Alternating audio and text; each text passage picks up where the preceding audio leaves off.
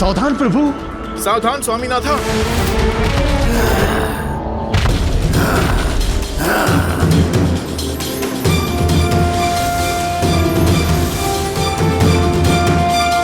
अब मेरा मन नियंत्रण में नहीं, विवश हो गई हूँ मैं। किंतु ये उसका समय नहीं है। आप जन्मों से मेरे हृदय में बसे हैं। मुझे पूर्ण विश्वास है, किंतु अपनी भावनाओं को नियंत्रण में रखना भी तो आना चाहिए।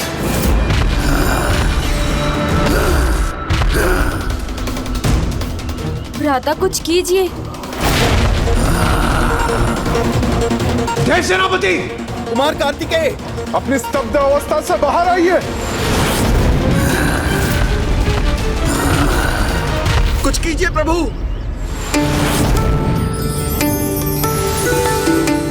आप अपने हृदय पर नियंत्रण रख सकते हैं प्रभु, किंतु अब आप मेरे सामने हैं तो मैं अपनी निष्ठा, अपने स्नेह को आप पर कैसे न उड़ेलूं।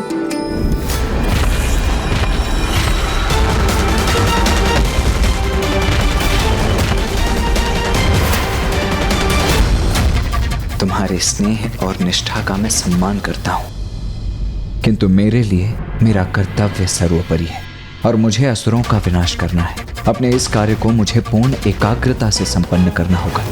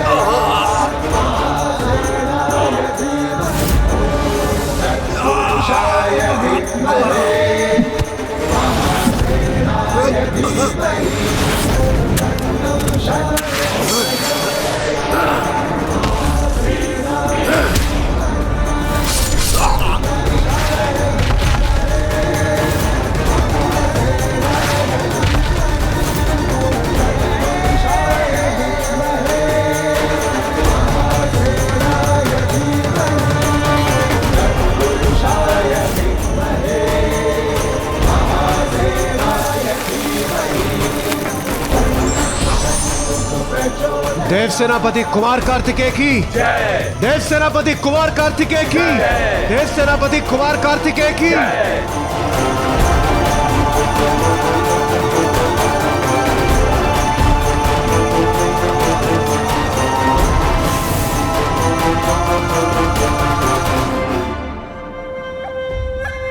शक्तबाहु जैसा योद्धा इस बालक के सामने दुर्बल पड़ गया।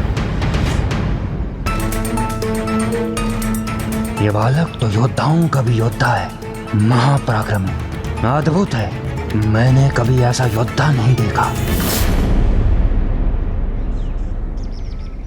दिव्यता इसके मुखमंडल पर दिखाई देती है। इसका बल और योग्यता इसकी दिव्यता का प्रमाण है। भाखन ने भ्राता को पहचानना आरंभ कर दिया है। आपने उचित कहा था प्रभु। स्वामी कार्तिकेय के पराक्रम को देख उनसे प्रभावित हुए बिना नहीं रह पाएगा भाखन। इस आयु में ही युद्ध कला और कौशल में इतना निपुण, नेतृत्व करने के लिए सर्वथा योग्य है। ओहो, असुर होकर इस बालक की प्रशंसा, वो भी अपने असुर के मृत्यु पर। कहीं आप असुर सम्राट सूरप पद्मन की शरण छोड़कर इसकी शरण में तो नहीं जाना चाहते आप? नहीं नहीं, कदापि नहीं। शत्रु की प्रशंसा का अर्थ उसकी भक्ति करना कदापि नहीं होता। अभी तो 2 परीक्षाएं शेष हैं। बाहुबल का धनी है तो क्या हुआ, मानसिक रूप से कितना शक्तिशाली है यह जानना भी तो आवश्यक है। ऐसी विकट चुनौती प्रस्तुत करूंगा जिसके सामने इसकी मानसिक शक्ति असफल हो जाएगी। चलिए अब आगे बढ़ते हैं, जिससे हम संध्या होने से पूर्व मंदिर पहुंचकर पूजा कर सकें। मूषक जी चलिए, हमें इनसे आगे वहाँ पहुँचना होगा। तत्र त्रिपथगा दिव्या शीतदोया अशैवला। यहाँ का वायु प्रवाह यहाँ के वातावरण और दिव्यता का आभास करा रहा। केवल वायु ही नहीं देवराज, यहाँ तो ये निर्मल जल भी अत्यंत दिव्य और पावन है। पावन तो होगा ही ना, जब ये दिव्य नदी स्वर्णमुखी है।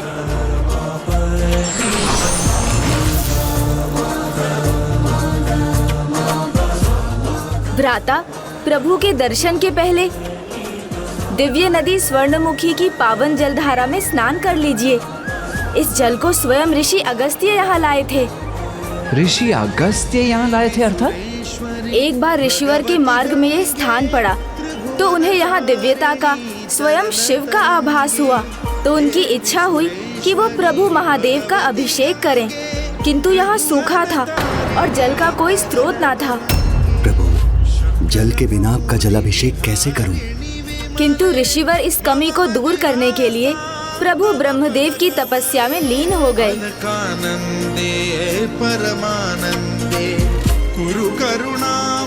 और अंततः प्रभु ने स्वयं आकर उन्हें दर्शन दिए। हे महर्षि, आपके मन में समाई प्रभु भक्ति और पूजा की लालसा देखकर मैं अत्यंत प्रसन्न हुआ। प्रणाम प्रभु ब्रह्मदेव। मुझे ज्ञात है कि आपकी क्या इच्छा है। आप निश्चिंत रहिए, महादेव का कोई भी भक्त अब उनकी पूजा से यहाँ वंचित नहीं होगा। ये मेरा वरदान है। तत्काल ब्रह्मदेव ने माता गंगा का आवाहन किया और वो अगस्त्य पर्वत पर प्रकट हुई।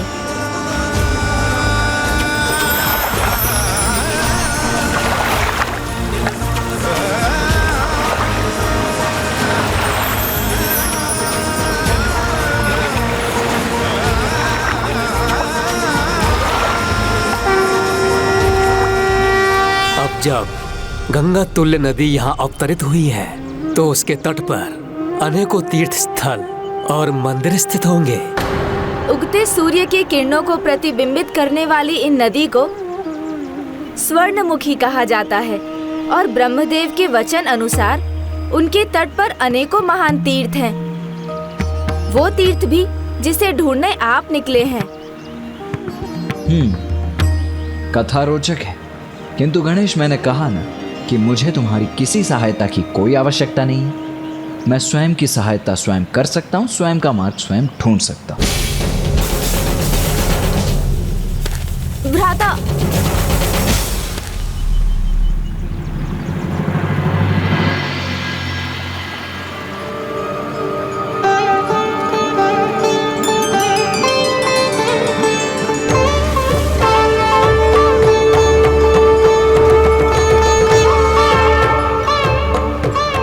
मुझे तो यहाँ कोई शिव धाम अथवा मंदिर दिखाई नहीं दे रहा है।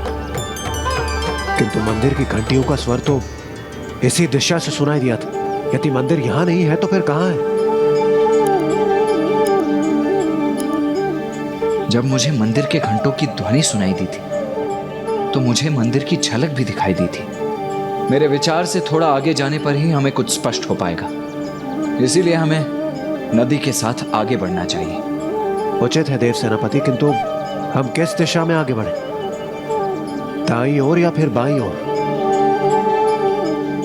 भ्राता दुविधा में है तो मुझे उनकी सहायता करनी चाहिए। मैं जानता हूँ गणेश, तुम मेरी सहायता के लिए तत्पर, किंतु मैं ये कार्य स्वयं करना चाहता हूँ। देवराज, मेरे विचार से हमें इसी दिशा में जाना चाहिए। आइए। प्रभु, स्वामी कार्तिकेय तो उचित दिशा में नहीं जा रहे हैं, कुछ कीजिए प्रभु। ओह, सूझ गया उपाय। मूषक जी, कभी कभी हम प्रभु महादेव को यहाँ वहाँ ढूंढते रहते हैं, किंतु सत्य तो ये है कि प्रभु के 8 प्रमुख स्थान हैं, फिर भी वो सर्वत्र हैं। 8 स्थान पर रहकर सर्वत्र रहते हैं प्रभु, वो कैसे? और वो 8 स्थान कौन से हैं? गणेश जी, क्या आपका अर्थ 8 दिशाओं से है? तो क्या अष्ट धातु? यदि ये भी नहीं है तो तुम स्वयं ही क्यों नहीं बता देते गणेश? प्रभु महादेव ने अपने 8 रूपों में 8 स्थानों पर अपना निवास स्थापित किया। प्रथम 5 थे पंचभूत, अर्थात वायु, जल, अग्नि, पृथ्वी और आकाश।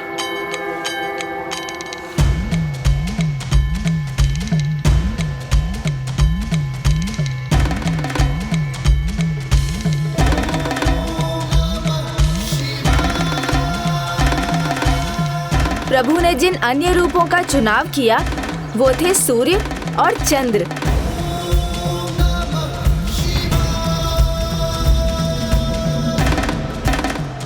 और 8वें थे पशु, अर्थात सृष्टि के सभी जीव।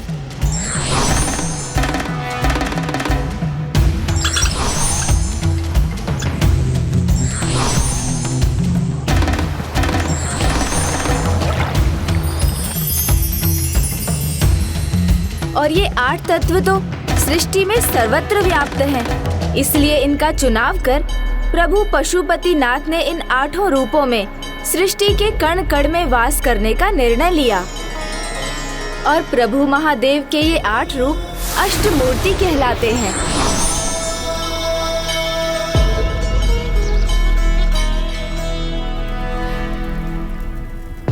इन अष्ट रूपों में से प्रभु महादेव ने इस नदी के तट पर वायु रूप में प्रकट होने का निर्णय लिया।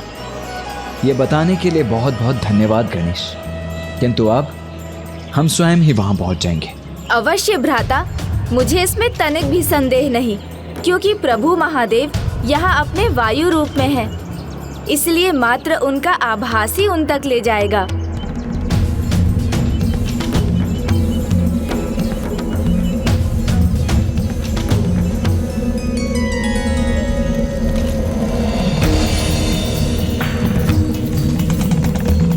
वायु तो चारों ओर से आ रही है, किंतु ये पत्र वायु प्रवाह की विपरीत दिशा में बह रहे हैं।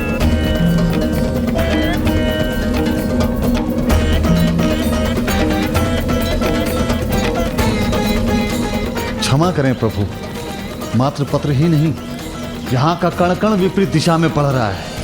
ये कैसे संभव है? प्रभु, वो बेल वृक्ष को देखिए। बेल पत्र पुष्प ये तो एकमात्र प्रभु महादेव की ओर ही आकर्षित होते हैं, और यहाँ वो वायु के नियमों के विपरीत जाकर अपना स्वाभाविक आचरण ही कर रहे हैं, जो केवल चमत्कार से ही संभव है। और ये चमत्कार तो केवल वही कर सकते हैं जिनका वायु के नियमों पर भी नियंत्रण है, अर्थात हम उचित दिशा में ही जा रहे हैं देवगण। एक मंदिर की आकृति तो दिखाई दी मुझे।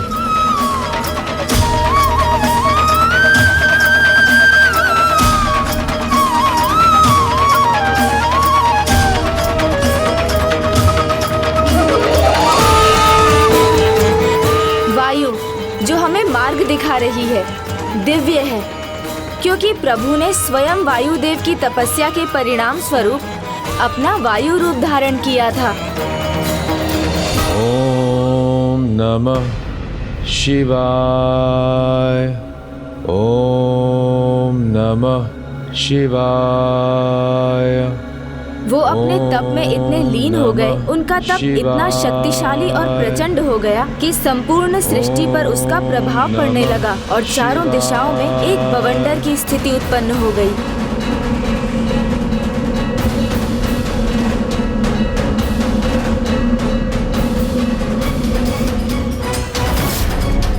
शीघ्र वो बवंडर रूपी वायु प्रवाह त्रिलोक तक भी पहुंच गया।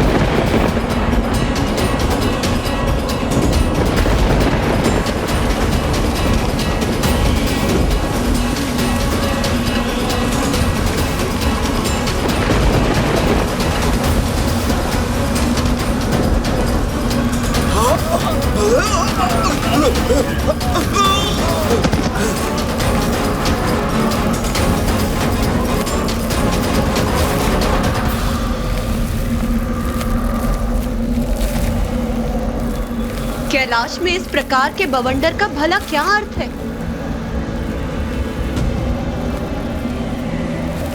ओम नमः शिवाय।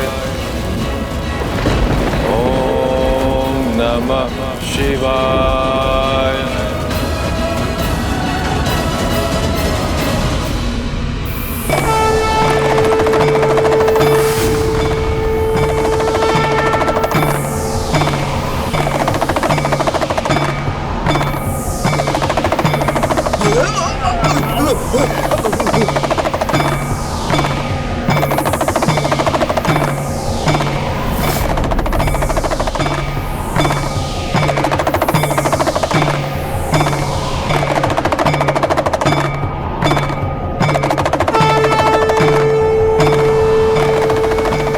प्रभु महादेव, ये आप ही की कृपा है जिससे बवंडर नियंत्रित हुआ है।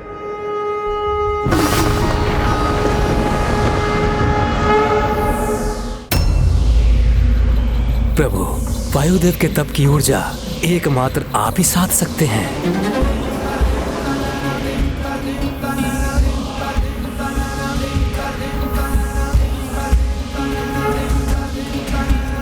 कृपा कीजिए प्रभु।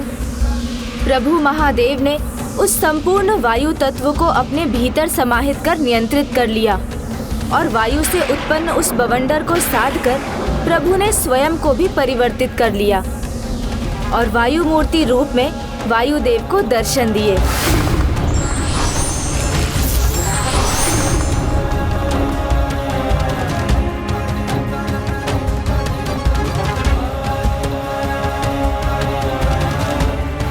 प्रभु,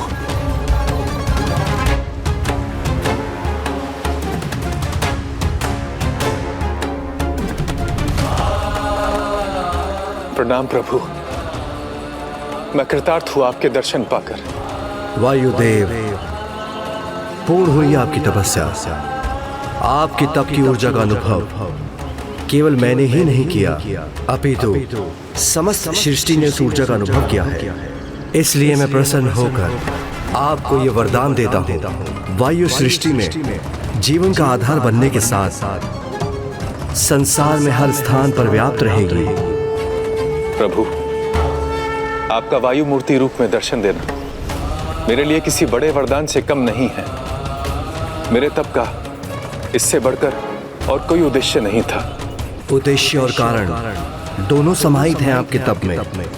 वायुदेव, आपको तो ये ज्ञात है कि सृष्टि में कोई भी घटना अकारण नहीं होती। आपके तप के परिणाम स्वरूप आने वाले समय में ये वायु रूप मेरी अष्टमूर्तियों में से एक होगा और आपका ये तप स्थल मेरे पंचभूत स्थलों में से एक होगा, जहां मैं स्वयंभू कर्पूर लिंग के रूप में प्रकट होकर सदैव विराजमान रहूंगा। प्रणाम प्रभु।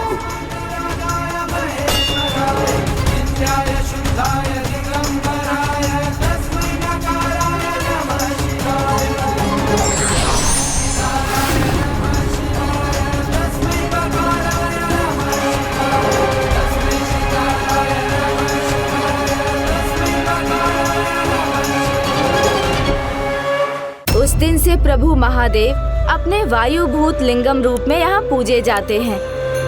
और फिर ये स्थान श्री कालहस्ती के नाम से विख्यात हुआ। किंतु श्रीकालहस्ती ही क्यों? अवश्य इसके पीछे कोई कथा होगी। अवश्य है, इसके पीछे भी एक कथा है, किंतु एक नहीं, श्री कालहस्ती से संबंधित 4 महत्वपूर्ण कथाएं हैं कि कैसे इस मंदिर का नाम पड़ा और किस प्रकार श्री कालहस्ती आने वाले भक्त मोक्ष प्राप्त कर स्वयं प्रभु महादेव में समा गए।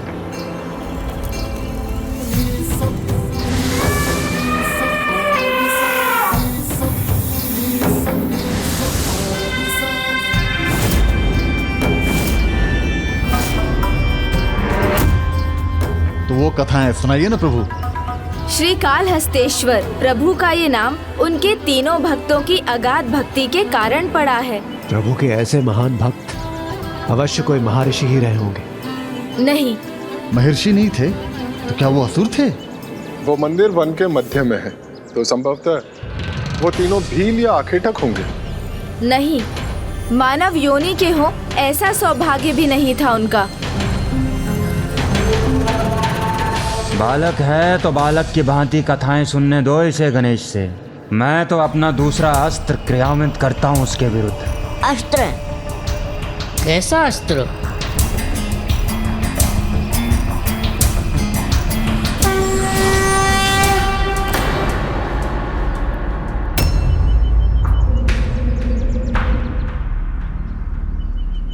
विष्णु जो असुरों का परम शत्रु है, उसका ये परम भक्त यहाँ क्या करने आया है? कुछ तो आशय अवश्य है इसका। सोचना है इसके पास या कोई योजना, इसे ज्ञात करना होगा। ज्ञात तो मैं कर ही लूंगा, क्योंकि किसी के मन को पढ़ना मुझे भली भांति आता है।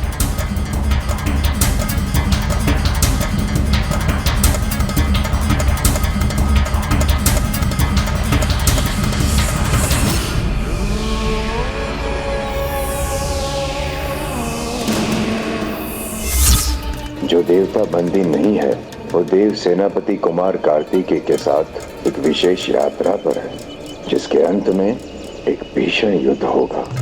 इसीलिए प्रथम पंचभूत शिवलिंग की यात्रा संपन्न होने तक मुझे विश्व शांति के लिए यज्ञ करना होगा।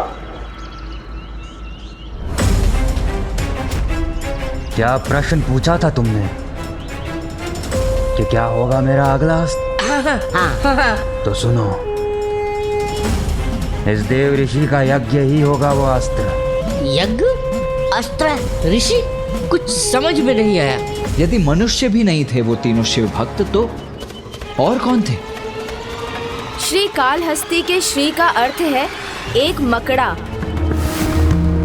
हाँ, कितना भी अविश्वसनीय क्यों ना हो, किंतु उनका प्रथम भक्त एक मकड़ा ही था।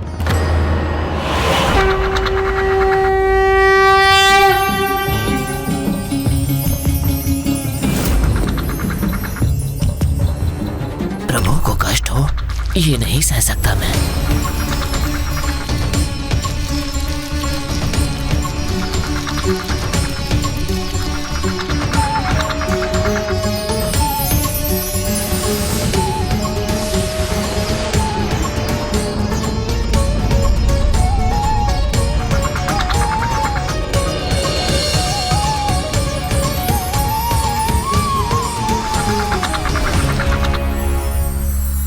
और जाल बुनूंगा, किंतु सूर्य की इन किरणों को प्रभु के शिवलिंग तक नहीं पहुंचने दूंगा।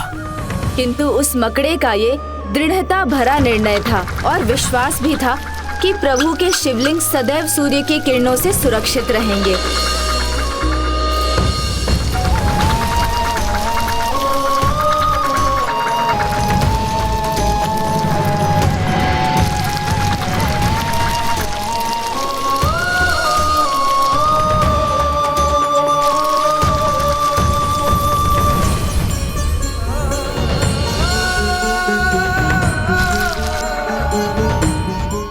छिद्रों को भर दूंगा। प्रभु का वो मकड़ा भक्त इसी प्रकार पूर्ण निष्ठा से ऐसे ही प्रभु की सेवा करता रहा। जब भी उसका जाला वायु, पशु अथवा किसी अन्य कारण से क्षतिग्रस्त होता, तो वो मकड़ा उसी क्षण प्रभु के कष्ट को हरने के प्रयास में जुट जाता। पर फिर किसी भी अन्य भक्त के समान ये उस मकड़े भक्त की परीक्षा का समय था। उस दिन सूर्यदेव की किरणें इतनी तीव्र और तीक्ष्ण थी कि वो मकड़े के जाल को अपने ताप से जलाने लगी, और उसके सभी प्रयासों के बाद भी वो अपने जाल को सुरक्षित नहीं रख पा रहा था। तो क्या उस भक्त ने असफलता स्वीकार कर ली? नहीं वीरबाहु जी, किसी भी सच्चे भक्त के समान उसने अपने प्राणों को दांव पर लगा दिया, किंतु अपनी भक्ति पर आंच नहीं आने दी। वो अग्नि बुझाने जाले के उस भाग पर पहुंच गया जहां अग्नि का प्रभाव था, और अग्नि को शांत करने के प्रयास में वो स्वयं आहत होने लगा, किंतु रुका नहीं।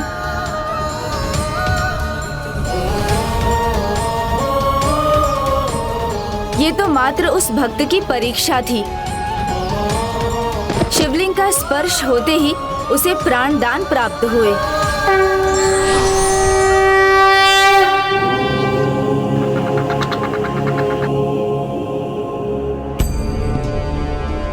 ऐसी अटूट भक्ति है तुम्हारी वत्स कि तुमने वो कार्य किया है जो प्रभु अपने भक्तों के लिए करते हैं। अपने प्रभु को ही अपनी छत्र छाया से ढक दिया तुमने, तपती धूप में छाया प्रदान की। तुम्हारी ये महान भक्ति सृष्टि के अंत तक स्मरण की जाएगी, सृष्टि के अंत तक स्मरण की जाएगी। प्रभु महादेव उससे इतने प्रभावित थे कि उन्होंने उस मकड़े भक्त से पुनः वरदान मांगने को कहा। एक छोटे से कीट को भला क्या वरदान चाहिए होगा? प्रभु की भक्ति भक्तों में भेद नहीं करती, फिर चाहे वो कोई मनुष्य हो या छोटा सा कीट, उसकी भक्ति ही उसे सच्चा भक्त बनाती है। ये तो उस मकड़े भक्त ने प्रमाणित कर ही दिया था, इसीलिए मुझे पूर्ण विश्वास है कि उसने मांगा भी वही होगा जो एक सच्चा भक्त मांगता। क्यों गणेश? हाँ भ्राता, भक्त मकड़े ने सयुज्य मुक्ति का वरदान मांगा। वत्स, मैं तुम्हें सयुज्य मुक्ति का वरदान देता हूँ। इतना ही नहीं, मैं तुम्हें ये भी आशीष देता हूँ कि यहाँ जो भी सच्ची निष्ठा से भक्ति करेगा, वो मनुष्य हो अथवा कोई जीव, चींटी हो या विशालकाय गज, उसे मुक्ति प्राप्त होगी और मेरे साथ सदैव तुम्हारी पूजा होगी।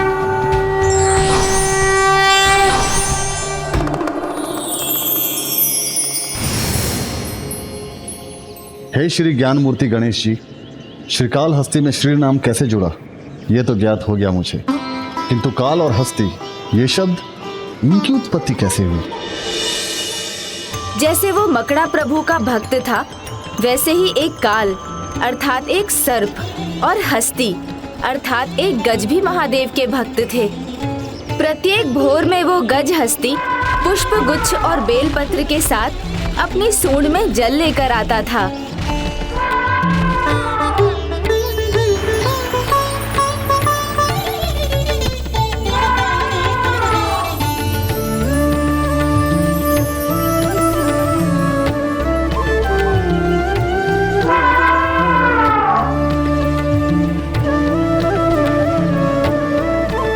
और फिर संध्या में काल नामक सर्प भी आया।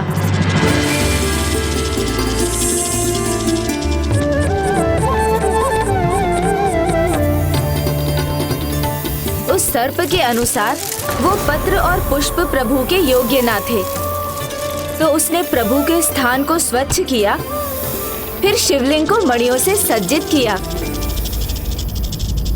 और प्रभु पूजा में रम गया।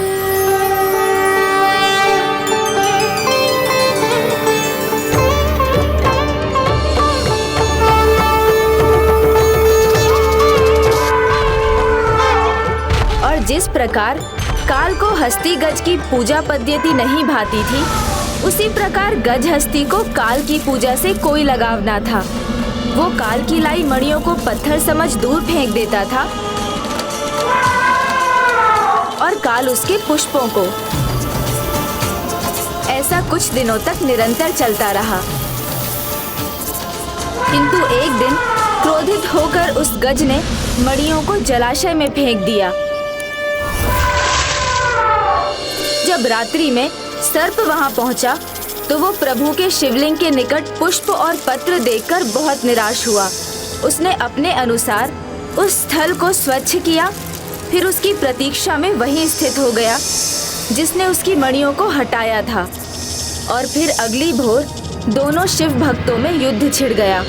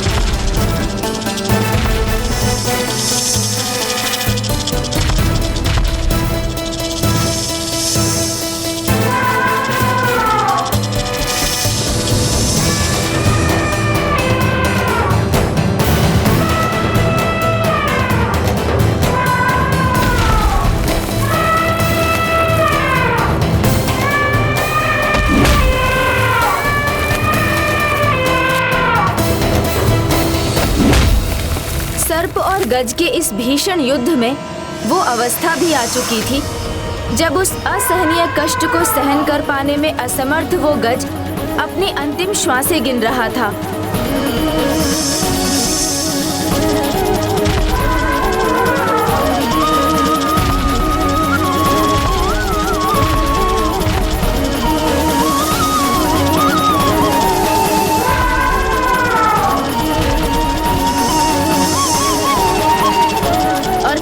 पुष्प उठाकर शिवलिंग के निकट पहुंच गया और सर्प भी मणि उठाकर प्रभु के निकट।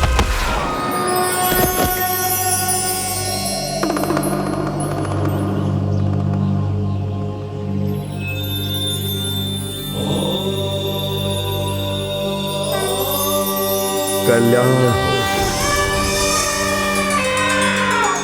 जब दोनों के प्राण लौटने लगे तो मकड़े भक्त के समान काल और हस्ती दोनों ने सयुज्य मुक्ति ही मांगी। उनकी इस भक्ति से प्रभावित होकर प्रभु महादेव ने उन्हें मात्र मुक्ति ही नहीं दी अपितु एक अनूठा आशीष भी प्रदान किया। मुक्ति के साथ मैं तुम दोनों को यहाँ एक विशेष स्थान देता हूँ। आज के बाद तुम दोनों के नाम मेरे नाम से जुड़ जाएंगे और तुम दोनों के चिन्ह मेरी इस शिवलिंग के ऊपर होंगे।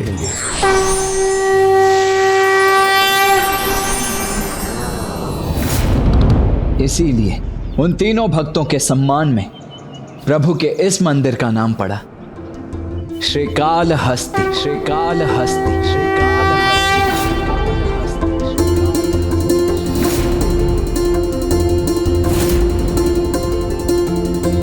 श्रीकालहस्ती की जय। श्रीकालहस्ती की जय।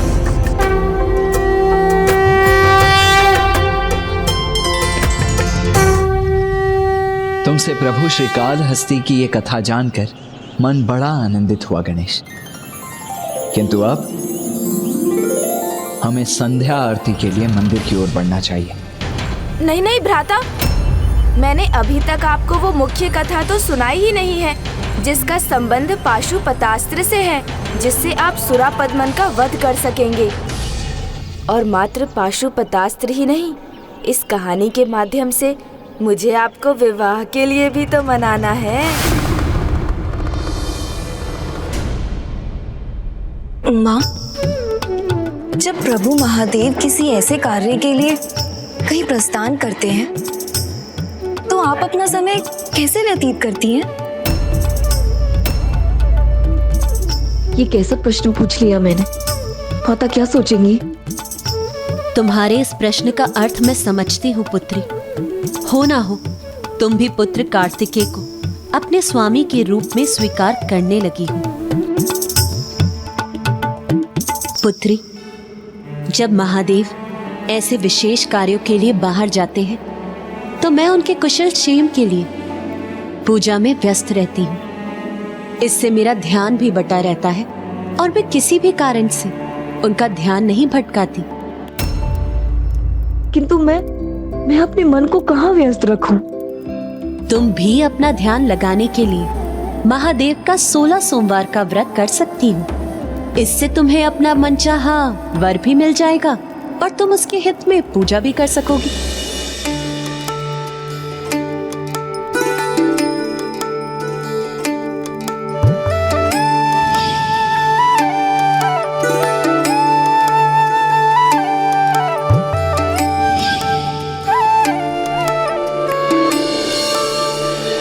संध्या वंदन में तो अभी बहुत समय शेष है भ्राता। आप कहे तो मैं पाशुपतास्त्र की कथा भी सुना दूं? हाँ गणेश, सुनाओ।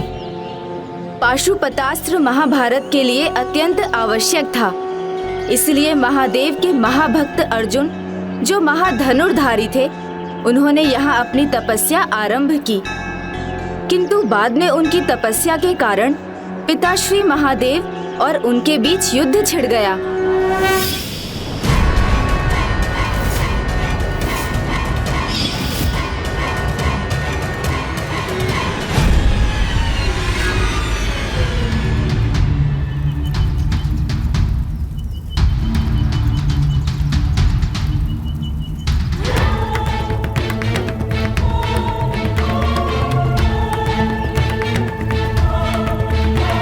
देव ऋषि का विश्व शांति के लिए यज्ञ जितना विशाल होगा, चुनौती भी उतनी विशाल होगी उस बालक कार्तिकेय के सामने।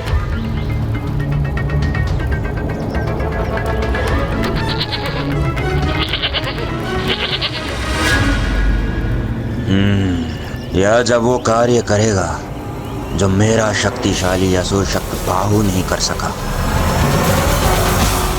नारायण अवतार श्री कृष्ण की प्रेरणा से पांडुपुत्र महारथी अर्जुन ने पाशुपतास्त्र प्राप्ति के लिए जगत पिता महादेव की तपस्या आरंभ की। तनोति धर्मम विधुनोति कल्मषम हिनस्ति दुखम विदधाति सन्मदम चिनोति सत्वम विनिहन्ति तामसम तपो अथवा किम ना करोति देहिनाम। अर्थात तप धर्म का विस्तार ही नहीं करता, अपितु दुख का विनाश भी करता है, साथ ही अस्मिता भी देता है और सत्व का संचय करता है। तप से सब कुछ संभव है। उसी प्रकार महारथी अर्जुन की तपस्या के चरम ने असंभव को संभव किया। उनके जाप से कैलाश ही नहीं, महादेव भी अछूते नहीं रहे।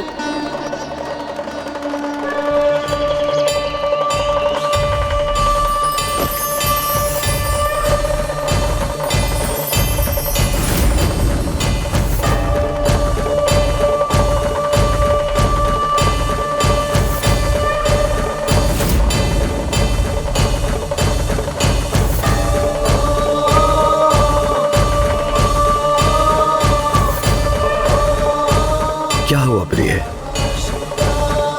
आप किन विचारों में मग्न है? स्वामी, अपार शक्ति के साथ अपार दायित्व भी निभाना पड़ता है। अपने तप के फल स्वरूप महारथी अर्जुन को पशुपतास्त्र प्राप्त होगा, किंतु स्वामी, क्या महान धनुर्धारी अर्जुन सदा इसका प्रयोग अपनी बुद्धिमानी से और न्याय के लिए ही करेंगे? ये तो हमें तभी ज्ञात होगा देवी, जब अर्जुन की परीक्षा होगी।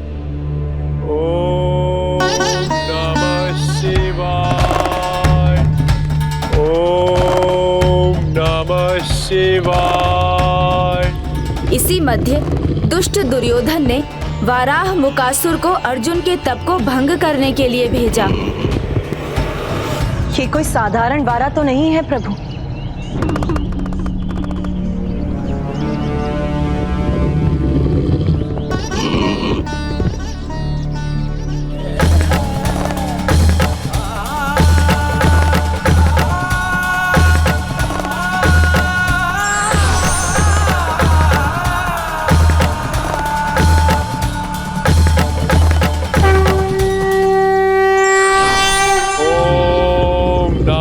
शिवाय।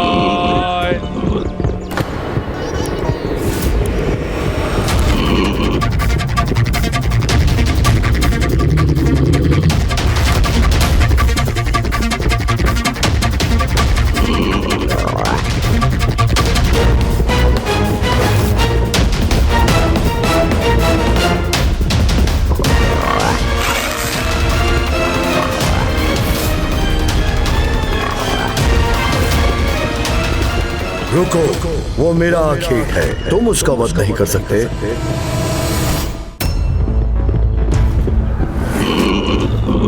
योद्धा का अस्त्र एक बार उड़ गया तो बिना वार के नहीं झुक सकता,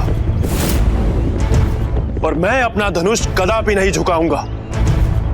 वास्तविक योद्धा और आखेटक बातों में अपना समय नष्ट नहीं करते।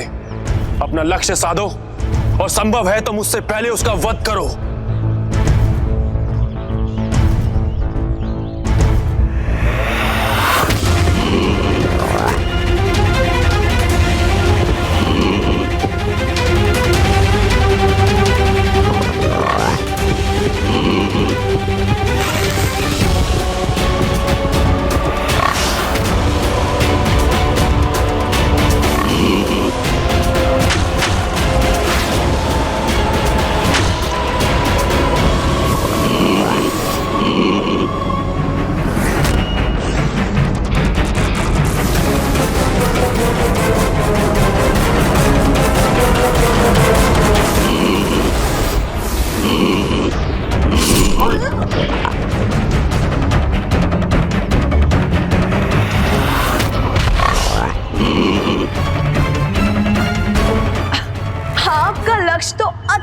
स्वामी, एक ही बार में आपने इतने विशाल और भयंकर वारा का आखेट कर दिया।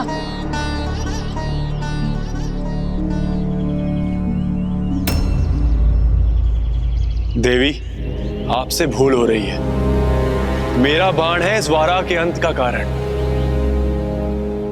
आप एक कुशल योद्धा अवश्य है, किंतु प्रहार तो मेरे बाण ने भी किया है इस पर, इसलिए मुझे विश्वास है इसे आहत भी मैंने ही किया है। आपको विश्वास है, और मैं अपने बाण के वार को लेकर पूर्ण रूप से आश्वस्त हूं। जब दोनों बाणों ने एक ही समय पर इस पर आघात किया है, तब तो ये मृतवारा ही बता सकता है कि इसके प्राण पखेरु किसके आघात से निकले हैं। जो आखेट करते हैं उन्हें भली भांति ज्ञात होता है कि आखेट होने वाला जीव उनके ही बाण से मृत्यु को प्राप्त हुआ है, किंतु तुम तो ठहरे एक तपस्वी, तुम्हें भला कौन श्रेष्ठ धनुर्धारी मानेगा, और कौन स्वीकार करेगा कि तुम्हारा बाण ही सफल हुआ है? उचित कहा तुमने। बिना प्रमाण के कौन स्वीकार करेगा? इसीलिए मैं तुम्हें चुनौती देता हूं। आओ, युद्ध करो मुझसे और प्रमाणित करो कि तुम्हारा कौशल और तुम्हारे बाणों की शक्ति मुझसे श्रेष्ठ है, और जो भी इस युद्ध में विजय प्राप्त करेगा, आखेट भी उसी का प्रमाणित होगा। उचित है।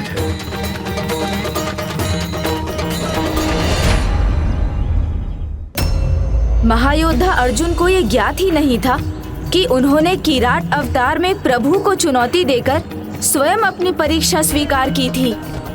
मेरे साधारण बाण ही तुम्हें पराजित करने के लिए पर्याप्त है।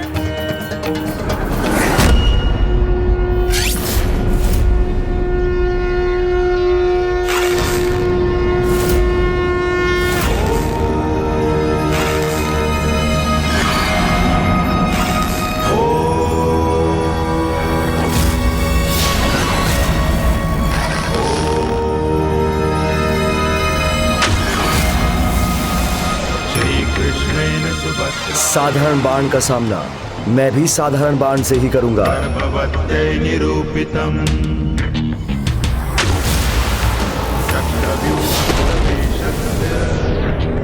एक साधारण आखेटक के बाण में इतना सामर्थ्य। अभिमन्यु स्थितो गर्भे दिव्य ज्ञानयुतो शृणो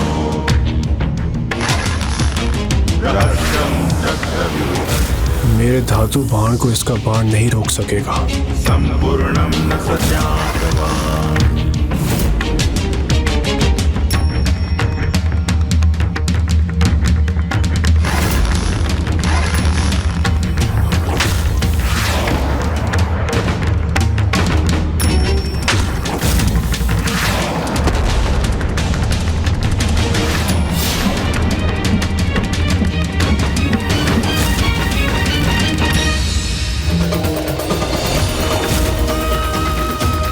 कदाचित तुम्हें लेकर मेरा अनुमान उचित नहीं था।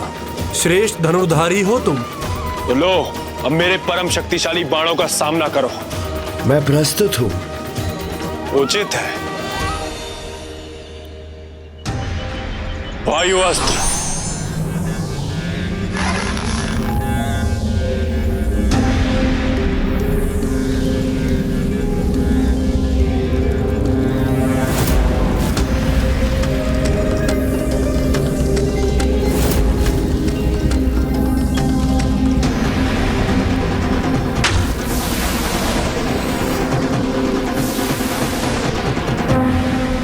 अर्जुन का युद्ध कौशल, उसका सामर्थ्य अति उत्तम है, किंतु उसकी परीक्षा विशेष है।